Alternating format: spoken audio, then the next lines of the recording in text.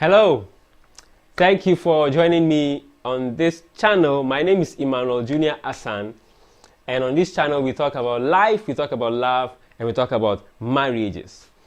So today I want to share with you, the other time I shared in a video on some red flags you shouldn't ignore when you are deciding to settle with someone with respect to your marriage. So today again, there are some red flags, or there are some things that I think you should pay attention to and not ignore. Sort them out before you move to the next phase of your relationship, which is marriage. So the first thing is tribalism or tribal wars. In my country, Ghana, there is a very serious thing that is eating up the country in some regard when it comes to the various tribes we have in Ghana. So there's a tribe in Ghana called the Ewes, then there's a tribe we call the Ashantis, we have the Fantis, we have the Dagombas, we have the Dagbani, plenty, I don't know all of them. But there is this thing, especially between the Ashantis and the Ewes, which is that, many people who are Ashantis, for some reason that I don't know, find it very hard to get married to the Ewes. Same thing as well. For the other tribes, I don't know. But this is the biggest one. Why this is the case, I have no idea. And I think that it is a very serious thing you need to watch when you are deciding to settle with somebody. Because parents are ready to go whatever length they can go to prevent their wards or their children from getting married to whoever they want to settle with. Please, if you are in this kind of thing, maybe your guy introduces you to the parents and the parents are Ashantis, and you begin to see anything about tribalism, I would encourage you to back out. But then, if you see that these people are educated, they are open-minded, there might be a chance of peace when you move ahead into that marriage. The thing is, in our Ghanaian culture, when you are marrying, you are not just marrying the person, you are marrying the family. That is how it is in our Ghanaian culture. And if the family is against you, then you should know that in your marriage, you are going to be in hell. So what do? You run away. You move out as soon as you can. Don't worry about not finding that same person. Yes, you lose that same person, but you find somebody better. But this is the thing.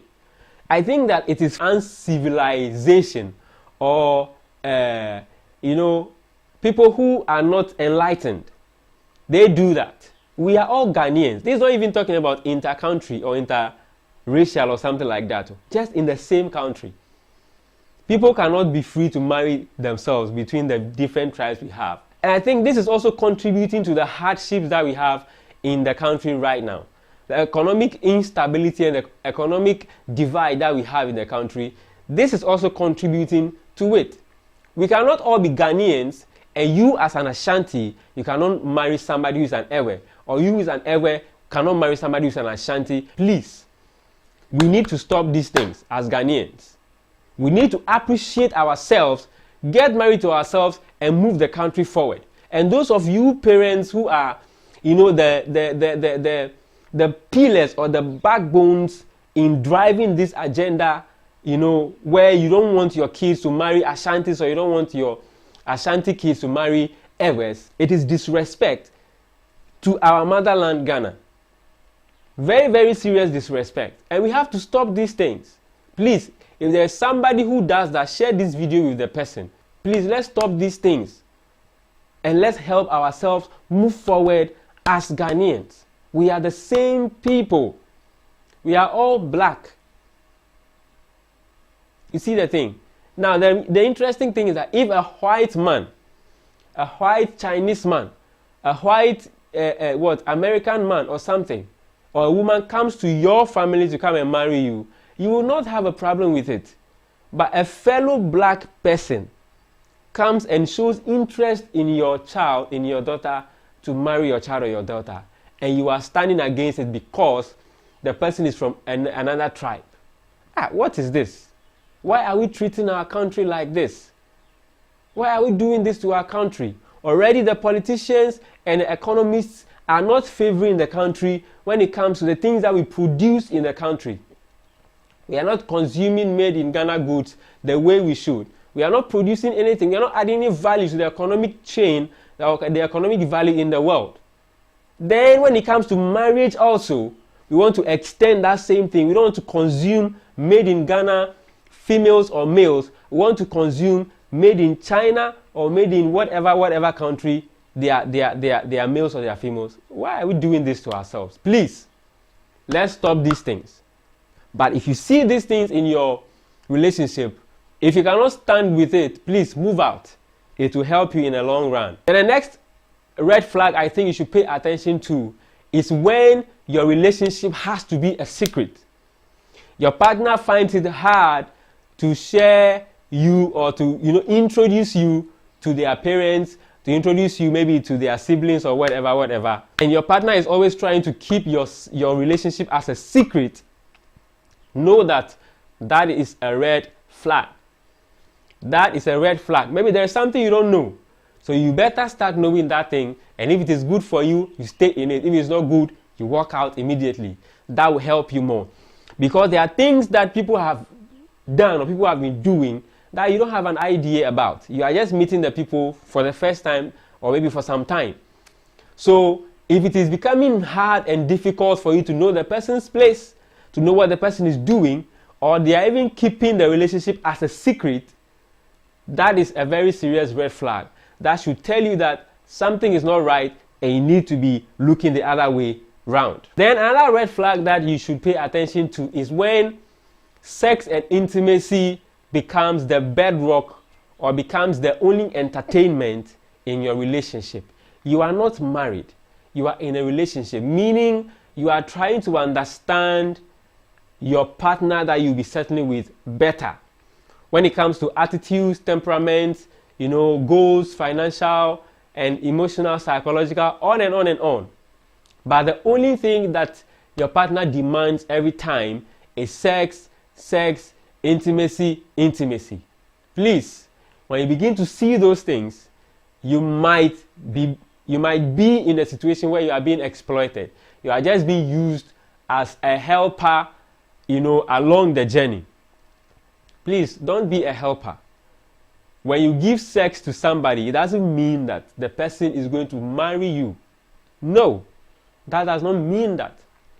Unless you two understand what you are doing. You are just in it for the fun of it. You are just in it for the sex, and that is it. If that is the agreement, fair enough. But I will not encourage you to expose yourself or to let yourself be used sexually like that. And if you are a lady, this is very important because you are much more emotional externally than men do. So you attach a lot of emotions to people who have sex with you. Please, if you know that if your partner is always demanding for sex, run away from that particular person because it will not end well for you. Because if I'm a guy, I can easily have sex with you, then I don't want to be with you. It means that when we get married and somebody else comes to you in some kind of way, you may easily open up to the person. That is how guys think in a certain way. So if sex is always on the table, please, it is a red flag. Do not settle for it.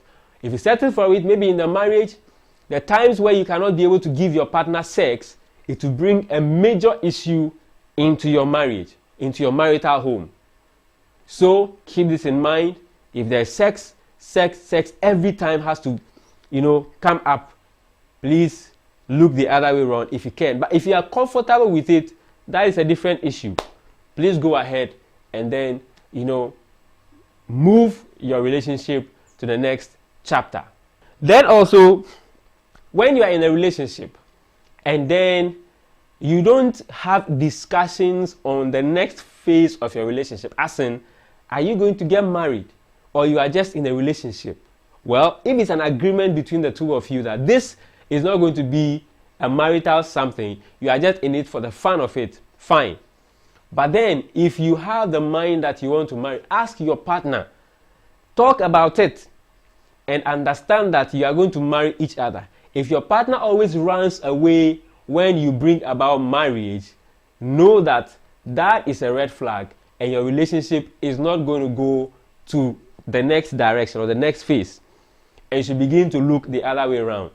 What will happen in that relationship is you are going to waste your time, you are going to waste your money, you are going to waste your emotions, and you are going to waste your head on that relationship. And at the end of it all, it will burn up in the air like that, and you regret it for the rest of your life.